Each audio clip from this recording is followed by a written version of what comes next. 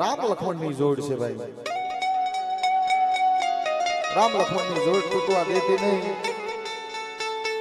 એક દિન આ સમય ભુવા, હા, કારણ કે આ વસ્તુ રામ અને લક્ષ્મણ બે અલગ માના હતા. રામ ને લક્ષ્મણ અલગ માના હતા.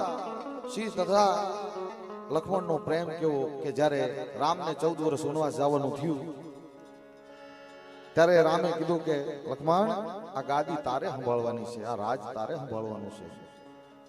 લક્ષ્મણે કીધું બાપ મારા ભાઈ આ ગાદી રહી ને મારે નથી જોતી. આ ગાદી મારે નથી જોતી. મારો ભાઈ રામ ઉગાડા પગે 14 વર્ષના વનવાસે જાય અને હું ગાદી માથે બેઠો હારો ન લાગુ તો મારો માડી જાય ભાઈ નો